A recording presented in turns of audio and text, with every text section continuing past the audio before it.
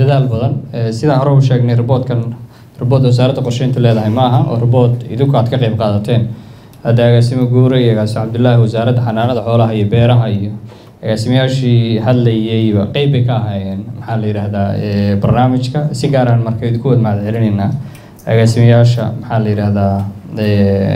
shirka soo ajiibayba daafurka soo ajiibayba shaqooyinka aan qabanayno mid ka mid ah weeye shaqada tan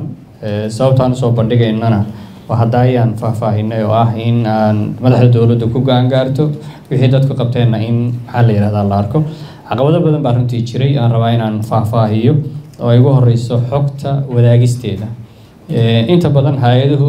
xogta ay gacanta ku hayaan waxay aaminsan yihiin inay waxa weeye sir ka tahay dowladda waxaa laga yaabaa inaan raboodyadii lagula soo wadaagin waxaa laga yaabaa dhaatadii inaan lagula soo wadaagin waxaa laga yaabaa inaan lagula soo wadaagin maxaa la yiraahdaa kharashaadkii iyo kostigii ku baxayay intaba taas marka maanta wixii ka dambeeyay ma jiri doonto haddii aan la idmo xog hay-adi gacanta ku hayso oo dowladda sir ka noqon doontaa ma jirto waxaa jirta siyaasad dhammaystiran cad qeexaysa doorka dowladda iyo doorka hay-adahu intuba ay leeyihiin cid kasta oo waxa weeye u hoggaansan weyda cid kasta oo ka dhaga adagta waxa weeye qawaaniinta iyo waxa weeyaan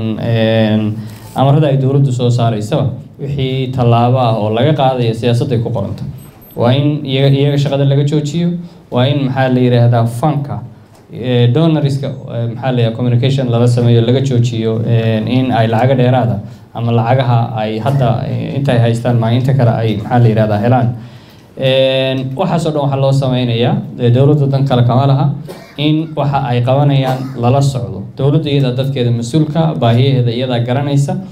cid kasta marka oo waxa weeye shaqooyinka noocaasa qabata waxaan rabnaa inaan farno in dowladda si dhow laamaheeda kala duwan maxaa la yiraahdaa loola shaqeeyo annaguna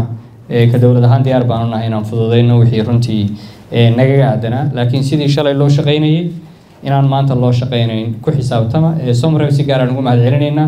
shaqooyinka ay ahayd dowladda inaad la qabataan shaqadan keliya maaha sanadka halka mar la sugayo waxaan rabnaa dhammaan mashaariicdaada wadaan oo dhan inaan ku sameyno midterm ku sameyno endline inaan ku sameyno sanadkan gudihiisa inaad u diyaargaroodaan 2 jeer ama 3 jeer in shirar review meeting maxaa la yiraahdaa laydiku yeero marka la xisaabtan iyo shaqo baa idiin bilaabatay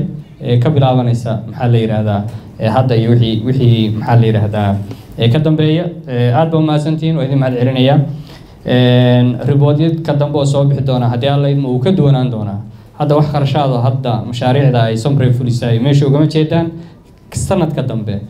report inta ka faahfaahsan waad arki doontaan haddii alla idmo oo ah bini kasta oo somrew fulinayso meesha uu ku baxay waana hubin doonaa haddii alla idmo khiyaar aad baa mahadsantihiin afar wanaagsan waa idin mahad celinaynaa shirkana wayna xidhayin